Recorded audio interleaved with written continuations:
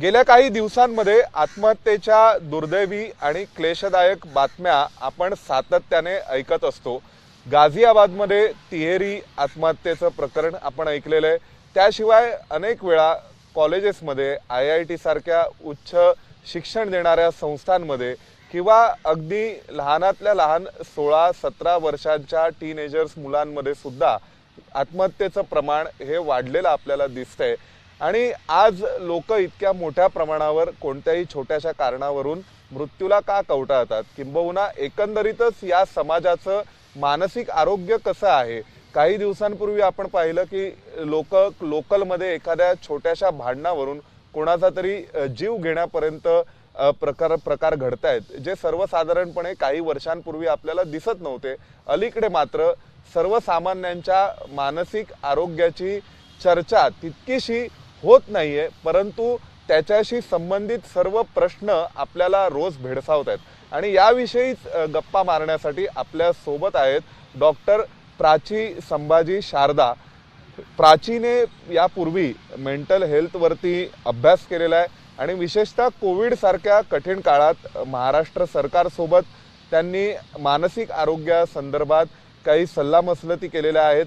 स्वतः पेशाने डॉक्टर असलेल्या प्राचीने भविष्यात नंतर हेल्थ इकॉनॉमिक्सचं विशेष शिक्षण घेतले आणि वर्ल्ड हेल्थ ऑर्गनायझेशन सारख्या जागतिक संघटनांसोबतही या विषयावर सध्या त्या काम करतात। आपण त्यांच्यासोबत याबद्दल गप्पा मारणार आहोत। प्राची, तुमचं ABP माझामध्ये स्वागत। एकतर पहिला प्रश्न असा आहे की आज आपण पाहतो खूप मोठ्या प्रमाणावरती आत्महत्या जे वाढलेल्या आहेत किंवा विद्यार्थी तरुण पटकन मृत्यूला कवटाळतात असे प्रकार घडतात, तर या सगळ्या मागे नेमकी कारण काय असावीत आणि या कन्सर्नकडे आपलं तितकं लक्ष आहे का, तुम्हाला काय वाटतं?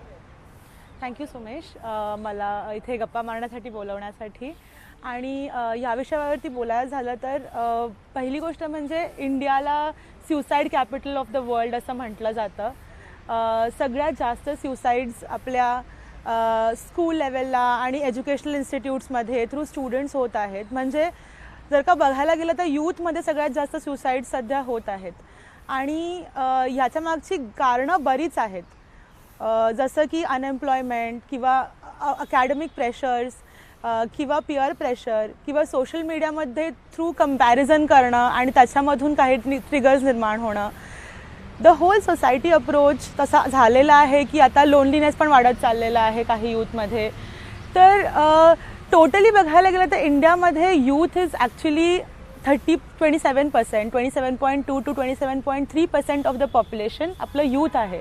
त्याच्यामध्येही अराउंड 19 to 35 जर का आपण बघितलं तर त्याच्यामध्ये ऑलमोस्ट 65% लोक ह्या वयोगटामध्ये येतात। तर ह्याच्यानेच आपल्याला समजतं की जर if we call India a youth nation then त्यांचं मेंटल हेल्थचं पण काळजी घेणं खूप गरजेचं आहे। आणि सध्याची स्थिती अशी आहे की प्रत्येक जागेवरून प्रेशर निर्माण होत आहे, पण त्या प्रेशरला आपण कमी कसं करायचं, त्याच्यामध्ये रेझिलियंट कसं बनायचं, सिस्टम आपल्याला त्याच्यामध्ये कशी हेल्प करत आहे, या सगळ्या गोष्टी समजणं खूप गरजेचं आहे। म्हणजे एक तुम्ही म्हणालात की suicide capital of the world असं भारताला म्हणतायत दुर्दैवाने। खरोखर असे आकडे तितके चिंताजनक आहेत किंवा आकडे हेच सांगतात आणि कंपॅरेटिव्हली इतर देशांसोबत तुलना करता, कारण तुम्ही नुकतंच इंडिया एशिया यूथ डायलॉगला जाऊन आलात या विषयावरच्या, तर इतर देशांसोबत तुलना करता खरोखर भारतामध्ये सर्वाधिक आत्महत्येचं प्रमाण वाढतंय, हे खरं आहे का की केवळ आपल्यालाच तसं वाटतंय? तर आपण जर का गेल्या 20-30 वर्षापूर्वीपासून बघायचा प्रयत्न केला तर आधी सुसाईड जिथे सगळ्यात जास्त व्हायच्या त्या डेव्हलप्ड कंट्रीज होत्या। फॉर एक्झाम्पल पोलंड किंवा नेदरलँड्स किंवा तशा कंट्रीजमध्ये जास्त सुसाईड होण्याचे लक्षण आपल्याला दिसायचे आणि त्यावेळेस असं म्हटलं जायचं की ते खूप जास्त डेव्हलप झालेत किंवा ते खूप जास्त लोनली झालेत म्हणून त्या सुसाईड्स होत आहेत। पण आता जसं जसं आपण बघत चाललो आहोत तसं तसं डेव्हलपिंग कंट्रीजमध्ये जास्त सुसाईडचं प्रमाण वाढत चाललेलं आहे। तुम्ही जर का बघितलं तर गायनासारखी कंट्री जी साऊथ आफ्रिकेमध्ये आहे तिथे खूप जास्त सुसाईड्स होतात। इंडियासारखी कंट्री इथे खूप जास्त सुसाईड्स होत आहेत। आणि जेव्हा पण सुसाईड रिपोर्टिंग होते ती सुसाईड रिपोर्टिंग नेहमी 20 ते 15% कमीच असते। It is always under reported. Suicides खूप जास्त अंडर रिपोर्टेड असं म्हटलं जातं। तर हे नंबर्ससुद्धा कदाचित आपल्याला पूर्ण पिक्चर अजूनपर्यंत दाखवत नाही आहेत। इफ यू कम्पेअर इट आजूबाजूच्या कंट्रीजशी इंडियाच्या, तर सिच्युएशन इज स्लाइटली सिमिलर. पण आता आपण चायनाशी कम्पेअर केलं तर we have cross China also in terms of suicide rates. आणि we can see that reflected in our day to day lives. You can see the number, जसं की इतके सारे स्टुडंट्स आहेत IITsमध्ये, एम्समध्ये किंवा या ज्या हायर एज्युकेशन इन्स्टिट्यूट्समध्ये एवढ्या सुसाईड्स वाढल्यात की supreme court has now given a guidance for suicide prevention in higher educational institutes. त्याच्यामध्ये 15 गाईडलाईन्स आहेत ज्या सगळ्या हायर एज्युकेशन इन्स्टिट्यूट्सनी फॉलो करायच्या आहेत. त्याच्यामध्ये गाईडलाईन्स अशाही आहेत की everybody needs to have a psychologist, किंवा सेन्सिटायझेशनबद्दल पण ह्याच्यामध्ये बोललं गेलेलं आहे की SC/ST स्टुडंट्ससाठी जे आपले सायकॉलॉजिस्ट आहेत त्यांनासुद्धा सेन्सिटाईज केलं पाहिजे की त्यांच्याशी कसं बोलायचं आहे, कारण की हा इश्यू एवढा मोठा होत चाललेला आहे. So you can see it reflected in the guideline. नक्कीच एक मुद्दा वारंवार चर्चेला येतो, तो म्हणजे आपल्या समाजाचं ओव्हरऑल मानसिक आरोग्य कसं आहे. आणि म्हणजे आता आपण सुसाईड सेंट्रिक जरी बोलत असलो तरी सुद्धा तो मानसिक आरोग्याविषयी पॉलिसी मेकिंग केलेलं आहे किंवा, तर त्यामुळे या सगळ्यात जे आता काही दिवसांपूर्वी आपण पाहिलं की मुंबईतील लोकलमध्ये एका तरुणाने एका प्रोफेसरची हत्या केली. एक साधं त्याचं भांडण झालं, त्यातून हत्या झाली. किंवा अनेक मोठ्या प्रमाणावर आपण बलात्कारासारखे किंवा विनयभंगाचे जे गुन्हे घडतात, लहान मुलींवरती अत्याचार होतात, त्यामध्ये आपण पाहतो की एक प्रकारचा त्याच्यामध्ये मानसिक मनोविकृतीचा अँगल असतो खूप मोठ्या प्रमाणावर. किंवा आता आपण पाहिलं की गाझियाबादमध्ये एकाच घरातील 3 बहिणींनी आत्महत्या करणं, काहीतरी सोशल मीडिया वापरायला दिला नाही म्हणून.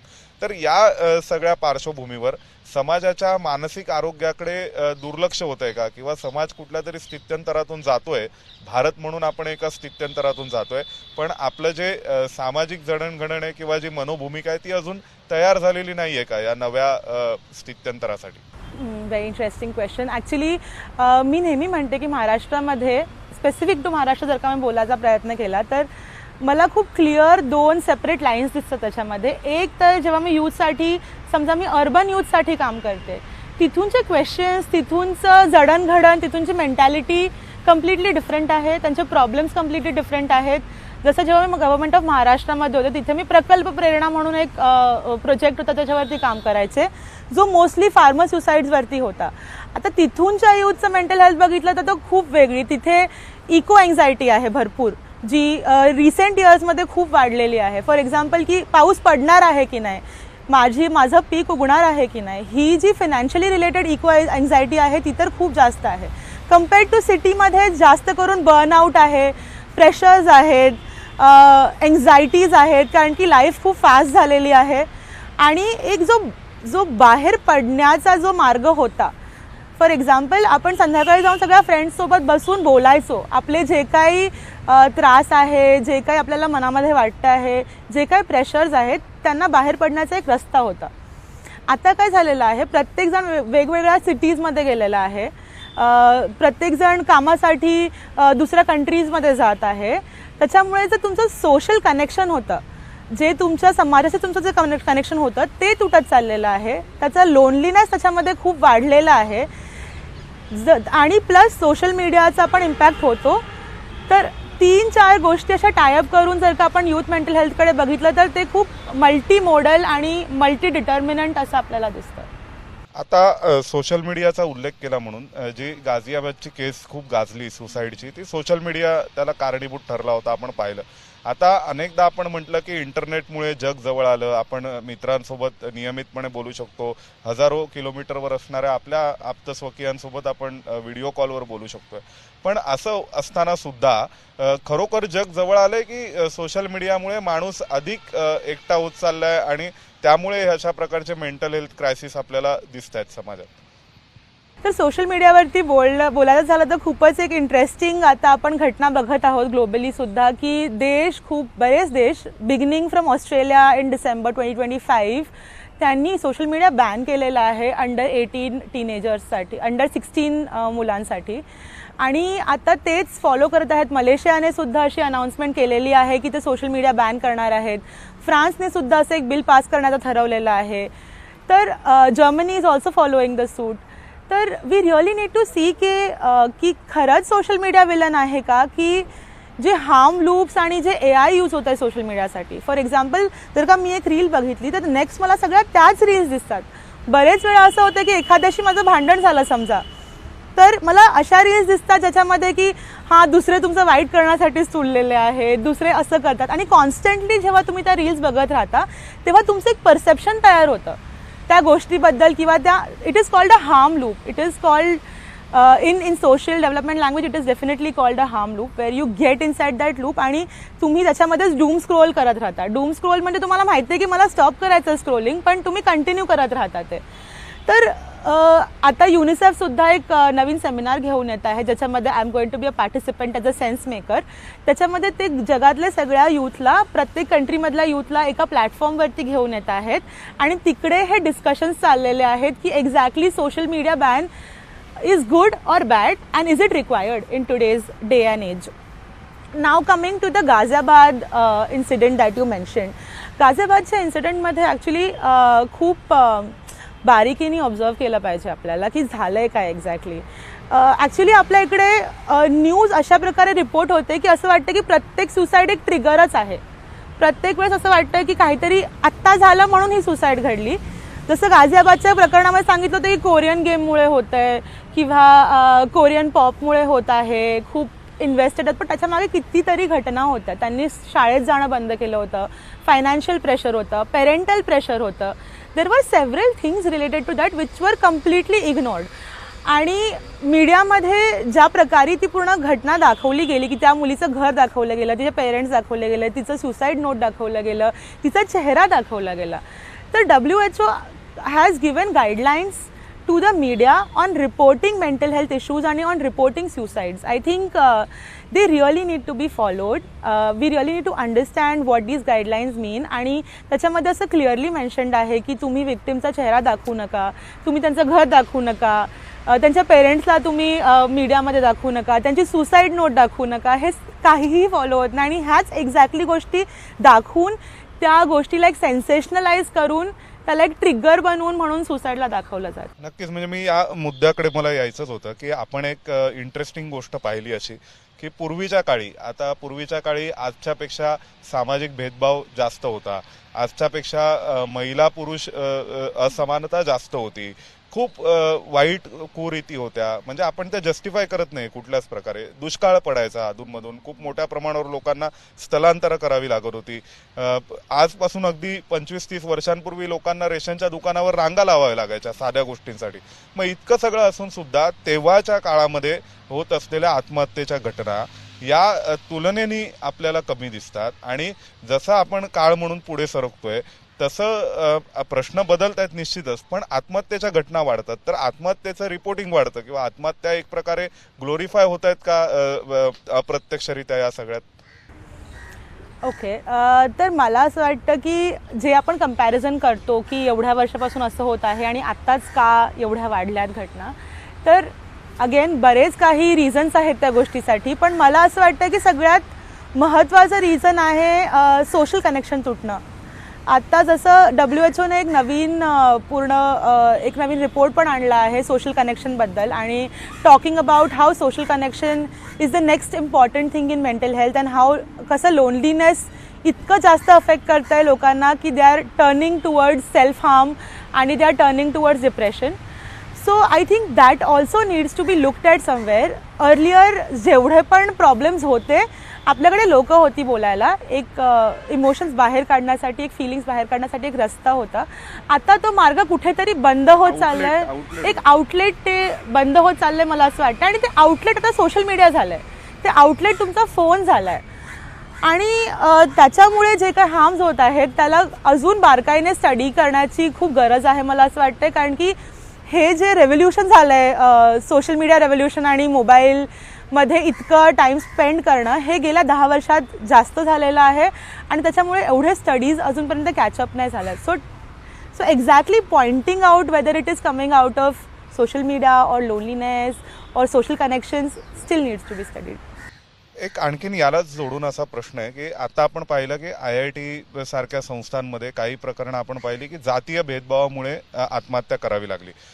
काही ठिकाणी आपण असं पाहतो की आरक्षण मिळवण्यासाठी म्हणून आपण काही विशिष्ट समुदायांकडून आंदोलनं झाली, त्यामध्ये आत्महत्या किंवा आत्मदहन असे प्रकार घडले. शेतकऱ्यांनी सरकारचं लक्ष वेधून घेण्यासाठी म्हणून आत्महत्या करायचे असे प्रकार घडले. त्याचवेळी दुसऱ्या बाजूला आपण असंही काही ठिकाणी पाहतो की व्यवस्थित, म्हणजे अगदी दिल्लीत घडलेली एक घटना आहे की एका व्यवस्थित उच्च मध्यमवर्गीय घरातील विद्यार्थी होता, पण शाळेत शिक्षिकेने अपमान केला म्हणून त्याने आत्महत्या केली. किंवा आपण काही दिवसांपूर्वी मोठ्या प्रशासकीय अधिकाऱ्यांच्या मुलांनी आत्महत्येला केले असं पाहिलं. तर या सगळ्यामुळे अक्रॉस म्हणजे सर्व प्रकारच्या लाईन्स ऑफ इकॉनॉमिक बॅरियर्स किंवा सर्व प्रकारचे विलेज अर्बन या सगळ्या स्वरूपाचे जे काही बॅरियर्स आहेत किंवा जे आपण भेद पाहतोय त्या पलीकडे जाऊन मानसिक आरोग्य हा एक सार्वत्रिक मुद्दा आहे. जातीभेद धर्माचा हा धरला पाहिजे का? आणि दुसरा, या मानसिक आरोग्यामध्ये समाज म्हणून आपण सर्वसाधारणपणे जगताना कसं जगलं पाहिजे याच्याबाबतही सर्वसामान्यांना सेन्सिटाईज करण्याची गरज आहे का? तुम्हाला काय वाटतं?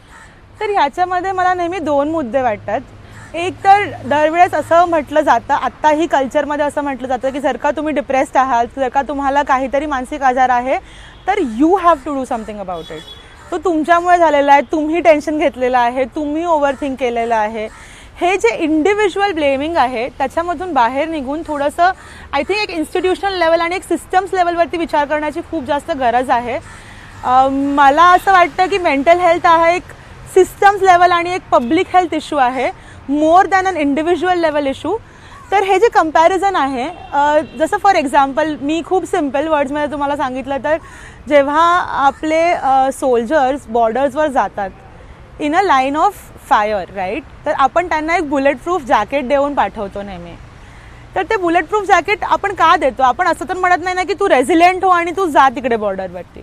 देर is a need to cover your public. जर का तुमचं सिस्टम्समध्ये एवढे चेंज होत आहे, जर का तुमचं समाजामध्ये एवढा चेंज होत आहे, तुमचं पूर्ण लुकिंग आणि perception of the world has change in the last 10-15 years.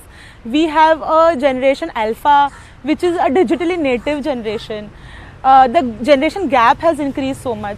जेव्हा ह्या सगळ्या घडामोडी घडत आहेत आणि एका इंडिव्हिज्युअलवर त्याचा परिणाम होत आहे, तर जर का हे आपण थोडं सिस्टम्स लेवलनी बघायला चालू केलं की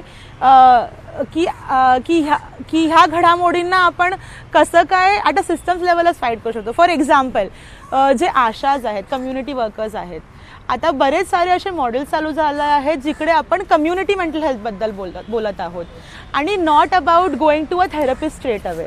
थेरपी किंवा औषधं घेणं मनसोपचार तज्ज्ञांकडून हा भाग तेव्हा येतो जेव्हा जेव्हा खूप पुढे पोचलेली आहे गोष्ट तेव्हा ते येतं.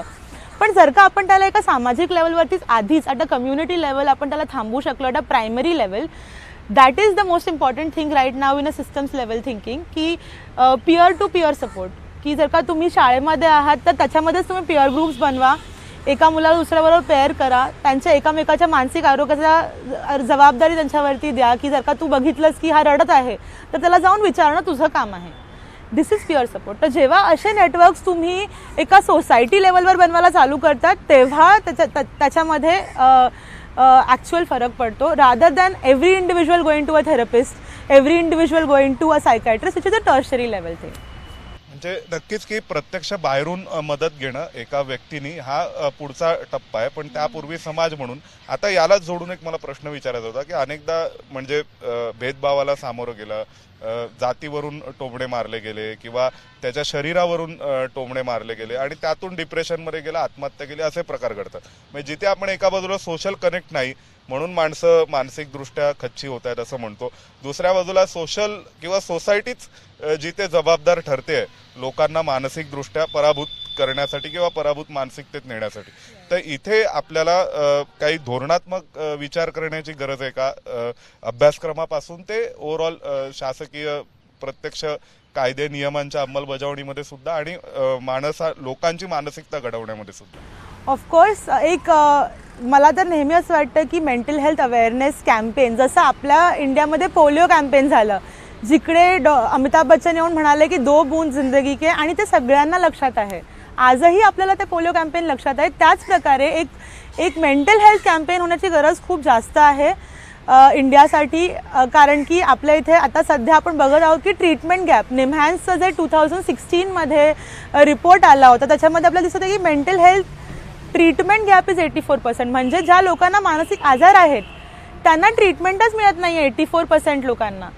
तर अशा परिस्थितीमध्ये मला असं वाटतं की समाजही तितकाच जबाबदार आहे आणि इंडिव्हिज्युअलही तितकाच जबाबदार आहे. आणि एस्पेशली कसे काही प्रयोग होत आहेत या अनुषंगाने काय वाटतं? तर इतर देश बरंच काही करत आहेत. For example if I talk about Singapore, मी सध्या करंटली जाऊन आले सिंगापूरला. तिकडे त्या लोकांनी 42 यूथ लीडर्सला बोलवलं होतं अक्रॉस 13 एशियन कंट्रीज, आणि ते सगळेजण आम्ही मेंटल हेल्थवरती काम करायचो.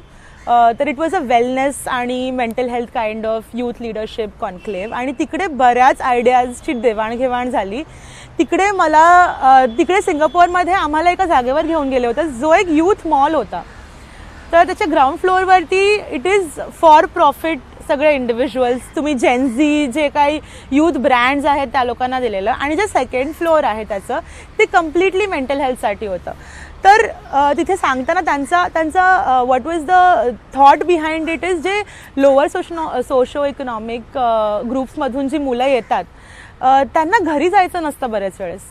शाळा संपल्यावर त्यांना घरी जायची इच्छा होत नाही, कारण की घरी बरेच ताणतणाव चालू असतात. तर त्यांना एक स्पेस पाहिजे जाऊन अभ्यास करण्यासाठी, खेळण्यासाठी.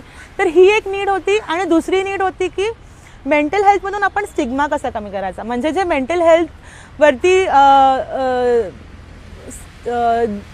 की कोणी जास्त मानसिक आरोग्याबद्दल बोलायला तयार नसतं, त्याची लाज वाटते आपल्याला, जे आपण स्टिग्मटाईज केलेलं आहे मेंटल हेल्थ, त्याच्यामधून आपण कसं काढू शकतो की आज जरी सायकोलॉजिस्ट अवेलेबल असला स्कूलमध्ये तरी एखादा मुलगा जात नाही त्या सायकोलॉजिस्टकडे, कारण की सगळ्यांना समजेल की मी सायकोलॉजिस्टकडे जाऊन आलो. तर हा सुद्धा एक स्टिग्मा आहे. Just walking across that floor till the psychologist office is a stigma that nobody is ready to cross. तर तो स्टिग्मा कमी करण्यासाठी आपल्याला काय करावं लागेल इज आपल्याला जे रिसोर्सेस आहेत ते आपल्याला लोकांपर्यंत घेऊन यावे लागतील. तर जे ग्रोव होतं हे मॉडेल ते एक्झॅक्टली ते करते की त्या लोकांनी त्या फ्लोअरवरतीच सायकॉलॉजिस्ट आहेत, सगळे मेंटल हेल्थचे स्पेशलिस्ट आहेत त्या फ्लोअरवरती. जर का मुलं येतात तिथे खेळतात, अभ्यास करतात, त्यांच्याकडे हा पण ऑप्शन असतो की ते मेंटल हेल्थसाठी जाऊन बोलू शकतात. Not exactly therapy, but they can only go and talk to people over that. That itself makes such a big difference. आणि जर का तिथल्या लोकांना असं वाटलं की एखादी व्यक्ती जी येते ते डिप्रेस्ड आहेत तर ते सुद्धा अप्रोच करतात. तर असं करून दे आर स्क्रीनिंग म्हणजे they are recognising people who are going through this. आणि सेकंडली त्यांना रेफर सुद्धा करत आहेत ते प्रॉपर जागेवरती. तर यामध्ये आयडेंटिफिकेशन हा एक विषय का? कारण सर्वसाधारण लोकांना असं म्हणणं असतं की मला काय आजार झालाय किंवा मी खरोखर सायकोलॉजी मानसिक दृष्ट्या मला काही आजार कसा काय असू शकतो, हे जे एक माणसाचा इगो असतो तर त्यातून बाहेर येणं हा एक विषय. हां, तर ते आय थिंक एक cultural change is necessary for this. आतापर्यंत आपण कधी गेल्या 50-100 वर्षामध्ये आपण असा विचारच केला नाही की आपलं मनही आजारी पडू शकतो. तर हे एक्सेप्ट करण्यासाठी पण थोडा वेळ जाणार आहे. पण आय थिंक जेवढं लास्ट 10-15 इयर्समध्ये लोकांनी एक्सेप्ट केलं that has been a lot. I think कोविडच्या वेळेस पण बरंच मेंटल हेल्थबद्दल बोललं गेलं, but sad part is Covid नंतर लोकांनी मेंटल हेल्थबद्दल बोलणं फार कमी केलं परत. त्यावेळेस बरेच इश्यूज होत होते लोकांना, त्याच्यामुळे बोललं जात होतं. आय थिंक हा एक मुद्दा असा आहे की जे आपण म्हणालो की रेकग्नाइज करणं स्वतःला, आणि म्हणजे हा एक प्रश्न आहे हे ऍक्सेप्ट करणं पहिल्यांदा डिनायल मोडमधून बाहेर येऊन. तर त्याबद्दल काय? तर त्याच्यामध्ये मला 2-3 गोष्टी वाटतात. एक म्हणजे आपले इमोशन्स, फिलिंग्स, मूड्स आणि मेंटल इलनेस ह्याच्यामध्ये डिफरन्शिएट करणं खूप गरजेचं आहे. एकतर म्हणजे आपण जर का इमोशन्सबद्दल बोललं तर इमोशन इज समथिंग जे पटकन येतं आणि पटकन जातं. पटकन राग आला, पटकन एक्सप्रेस केला आणि पटकन गेलं, दॅट इज इमोशन. आता जेव्हा आपण फिलिंग्सबद्दल बोलतो, आपण त्या इमोशनबद्दल काय विचार करत आहोत इज द फिलिंग. की मला राग आला होता, त्याने मला खूप त्रास दिला होता, that is a feeling. Now when you go to mood, when those feelings stay for a little longer time, it can be for a day, for 2 days, that is called your mood. Now your mood can be like sad or you can be happy, those are your moods. But जेव्हा हा mood तुम्हाला होपलेसनेसकडे, तुम्हाला समजत नाही आहे की काय करावं, भीती वाटत आहे, BP वाढल्यासारखं वाटत आहे, तर आणि जर का हे तुमचं जर का खूप वेळेसाठी टिकलं, if it is happening over months, then you need somebody to intervene. जर का एकदा तुम्हाला वाईट वाटलं, एकदा दुःख झालं, तुम्ही रडलात 2 दिवस 3 दिवस, ह्याचा अर्थ हा नाही की तुम्हाला डिप्रेशन होत आहे किंवा कोणता मेंटल इलनेस होत आहे. आता त्याच्या बियॉन्ड सुद्धा जर का तुम्ही बघितलं तर so if you look at all these moods and feelings and this entire spectrum, त्याच्यामध्ये 2 टाईपचे असतात. एक तर सिव्हिअर मेंटल इलनेस असतो ज्याच्यामध्ये स्किझोफ्रेनिया किंवा बायपोलर, आणि एक कॉमन मेंटल इलनेस असतो जो डिप्रेशन, एन्झायटीसारखा, जो काही काळासाठी होऊ शकतो किंवा तो क्रॉनिकही असू शकतो. So depression can also be acute, depression can also be chronic. Similar for anxiety, but स्किझोफ्रेनियासारखे जे आजार असतात ते नेहमी क्रॉनिक असतात, म्हणजे ते लॉंग टर्म असतात आणि ते लाईफ लॉंग राहतात. आणि सॅडली त्याच्यावरती आत्तापर्यंत कोणता क्युअर नाही आहे. त्याच्यामुळे if a patient wants to live, you have to live alongside medications. एक शेवटचा प्रश्न, एकतर या सगळ्यामध्ये जे कॅम्पेन, अवेअरनेस कॅम्पेन संदर्भात सरकार काही करणार आहे का किंवा केलं जाणार आहे का WHO कडून किंवा कुठल्याही संस्थेकडून, त्याविषयी एक प्रश्न आहे. आणि दुसरा शेवटचा प्रश्न असा की सर्वसाधारणपणे हे आयडेंटिफाय कसं करायचं की एखादी व्यक्ती खरोखर मानसिकदृष्ट्या खच्ची झालेली आहे आणि आता ती काहीतरी टोकाचं पाऊल वगैरे उचलू शकते, पालकांसाठी, त्याच्या मित्रांसाठी, हितचिंतकांसाठी. ओके, सो आधी मी तुमचा दुसरा प्रश्न आन्सर करते. बरेच वेळेस इंडियासारख्या कल्चरमध्ये जसं तुम्ही म्हणत होता की लोक एक्सेप्ट करत नाहीत की मी मेंटली इल आहे किंवा मला काही त्रास होतोय, तिथे तुम्हाला मेंटल इलनेसची लक्षणं खूप वेगळी दिसतात की डोकं दुखतंय, पोटात दुखतंय मुलाच्या, किंवा कॉन्स्टंटली हेडेक, मायग्रेन होत आहे. तर हे सगळी लक्षणंसुद्धा lead to somewhere where you are not feeling well mentally. तर recognising those things are important. Secondly, जर का मी पालकांबद्दल बोलले तर पालकांनी तर एक थोडंसं ओपन वातावरण घरामध्ये ठेवलं तरच तुमचा मुलगा तुमच्याशी किंवा मुलगी तुमच्याशी बोलू शकते. त्याच्यामध्ये समजा टीचर्सबद्दल बोललं तर teachers are also very important. They are the first point of contact from school. तर त्यांच्या थ्रू स्क्रीनिंग, आयडेंटिफिकेशन झालं तर great. Third point comes to your workplace. तिथे सुद्धा तुम्हाला पिअर ग्रुप्स बनवणं, तिथे मॅनेजर ट्रेनिंग करणं, हे सगळं खूप महत्त्वाचं होऊन जातं. तर याच्यामध्ये एक्झॅक्टली ओळखायचं कसं, तर त्याच्यामध्ये 2-3 स्टेप्स आपण सांगू शकतो. की पहिलं तर तुम्ही ओपन माइंडने ऐका, listen, then you ask them if they need anything, आणि then you connect them to a proper resource. When you listen to them, you will realise, तुम्हाला समजणार की काही ना काहीतरी इश्यू चालला आहे ह्या माणसाचा, कारण की तुम्ही ॲक्च्युली ऐकताय. आणि विदाऊट जजमेंट ऐकणं खूप गरजेचं आहे त्याच्यामध्ये. दुसरी गोष्ट म्हणजे आस्क की तुम्हाला काय हेल्प पाहिजे exactly, what can I do for you. तुला समजा थोडा फ्री ब्रेक पाहिजे किंवा तुला घरातून बाहेर निघायचं आहे, what ever kind of help you can provide. आणि थर्ड इज कनेक्ट. जर का असं वाटतंय की हे माझ्याकडून फक्त बोलून हँडल नाही होते, ह्याला त्याच्या बियॉन्ड घेऊन जायचं, तर तुम्ही त्यांना एखाद्या हेल्पलाईनचा नंबर द्या, एखाद्या काउन्सिलरचा नंबर द्या, किंवा त्यांना एखाद्या रिसोर्सकडे तुम्ही पॉईंट आउट करा. एखादा PDF पाठवा की एक्झॅक्टली काय असतं मेंटल हेल्थ, एक्झॅक्टली काय असतं मेंटल इलनेस, डिप्रेशन काय असतं, ह्या सगळ्या गोष्टींचा तुम्ही हेल्प करू शकता. आता coming to what government is doing और what UN and other multilateral agencies are doing, बऱ्याच गोष्टी होत आहेत मेंटल हेल्थवरती. ह्या वर्षीच्या बजेटमध्ये पण आपण बघितलं की आता नॉर्थसाठी पण एक निम्हॅन्स चालू होत आहे. मेंटल हेल्थचं बजेटसुद्धा वाढवलं गेलेलं आहे ह्या वर्षीच्या बजेटमध्ये. तर हे क्लिअर इंडिकेशन आहे that government wants to work for it, आणि there is some level of political will. So to support that also टेलिमानसची हेल्पलाईन आहे गव्हर्नमेंटची, त्याच्यावरती रेग्युलर कॉल्स असतात. 11461 म्हणून हेल्पलाईन आहे. कोणालाही कधीही फक्त बोलावं असं जरी वाटलं तरी तुम्ही या हेल्पलाईनवरती कॉल करू शकता. त्याचप्रकारे टाटा इन्स्टिट्यूटची हेल्पलाईन आहे, iCall. तर हेल्पलाईन्स बरेच आहेत. कधीही कोणालाही असं वाटलं की माझ्याकडे कोणीतरी बोलायला नाही आहे किंवा फ्रेंड नाही आहे माझ्याकडे कोणता, तर तुम्ही या हेल्पलाईनवरती कॉल करू शकता. ह्या हेल्पलाईनवरती मी बरेच वर्ष काम केलं, तर जर का तुम्ही बघितलं की याच्यावरती मोस्टली कोणीतरी केअर गिव्हर कॉल करतं. इधर तुमचा पेरेंट कॉल करतोय, तुमचा फ्रेंड कॉल करतो आणि सांगतो की माझ्या फ्रेंडला हे झालेलं आहे, तर मी त्याला कसं हेल्प करू. तर डेफिनेटली बऱ्याच लोकांना हेल्प करायचं आहे दुसऱ्यांना. तर हे जे ट्रेनिंग आहे, केअर गिव्हर्सचं जे ट्रेनिंग आहे किंवा एक मेंटल हेल्थ लिटरेसी आपण ज्याला म्हणतो, ते असणं खूप गरजेचं आहे. आणि I think that government should definitely take their next steps in terms of mental health literacy, जिकडे what exactly to do if somebody comes and tells you that I am not feeling well or I want to commit suicide or I want to self harm.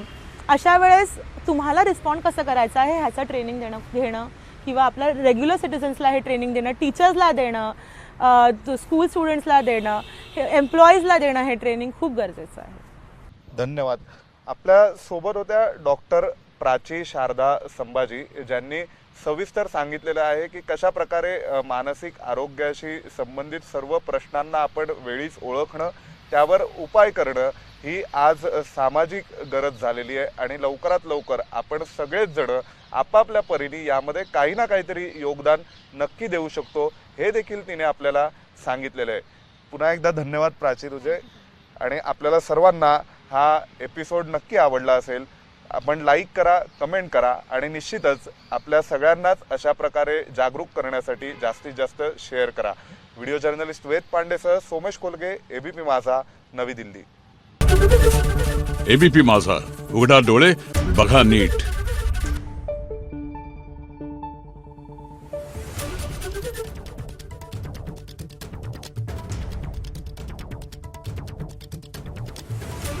Thank you.